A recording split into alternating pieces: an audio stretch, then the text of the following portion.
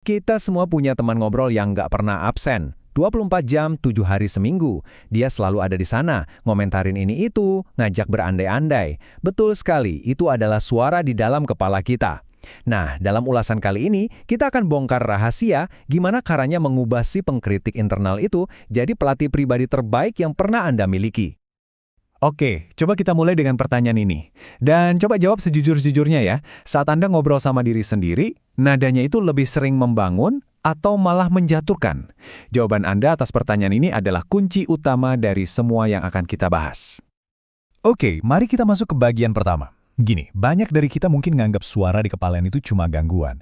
Tapi gimana kalau saya bilang, kalau itu sebenarnya adalah salah satu kekuatan super paling hebat yang pikiran Anda punya? Menurut psikolog Dr. Ethan Kross, suara batin kita itu bukan gangguan sama sekali. Dia menyebutnya pisau serbaguna mental kita. Anggap aja ini alat super canggih yang bikin kita bisa pakai bahasa, dalam hati, untuk menavigasi lika-liku kehidupan. Dan yang luar biasa, alat ini tuh kerja non-stop loh. Dia yang bantu kita ngapalin nomor telepon buat sementara waktu, dia juga yang bantu kita latihan mental sebelum presentasi penting, dan bahkan dia yang bisikin, ayo satu repetisi lagi pas kita lagi olahraga. Hebat banget kan kalau dipikir-pikir? Tapi, kalau memang ini kekuatan super, kenapa ya kok seringnya malah terasa seperti kutukan? Nah, disinilah kita harus kenalan sama si penjahat dalam cerita internal kita. Bedanya tuh kontras banget. Suara batin yang sehat itu sifatnya membangun, fokus ke solusi. Sebaliknya, obrolan batin yang merusak ini, wah, dia bikin kita cuma muter-muter di situ aja. Terjebak dalam lingkaran cemas, mengungkit-ungkit masa lalu terus, tanpa ada kemajuan sama sekali. Dr. Kross ngejelasinnya pas banget. Obrolan batin ini adalah sisi gelapnya. Jadi, ini bukan sekedar mikir negatif biasa ya. Ini adalah kondisi di mana kita terjebak. Nah, inilah musuh kita yang sebenarnya. Bukan suaranya, tapi pola pengulangan yang nggak produktif itu. Tapi tenang dulu, kabar baiknya adalah kita sama sekali nggak berdaya melawannya. Ada perangkat atau toolkit praktis yang berbasis sains yang bisa kita pakai buat menenangkan obrolan batin dan ngambil alih kendali. Yuk kita bongkar isi toolkit ini. Ini dia, 3 senjata andalan kita. 3 strategi yang kelihatannya simpel, tapi dampaknya luar biasa kuat. Dan bisa langsung Anda coba nanti.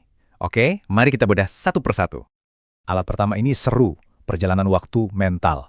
Gini, pas lagi ada masalah yang rasanya gede banget hari ini, coba deh paksa pikiran Anda buat lompat ke masa depan. Coba bayangin, perasaan Anda soal masalah ini minggu depan di mana? Atau bahkan setahun dari sekarang.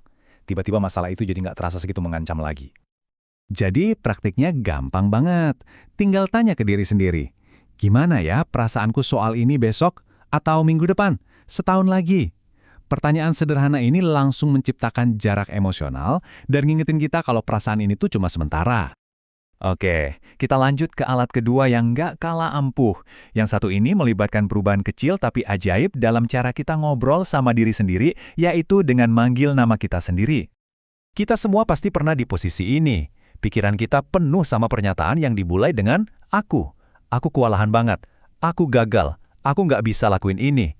Nah, pola pikir aku ini justru yang bikin kita makin tenggelam dalam emosi dan makin buntu.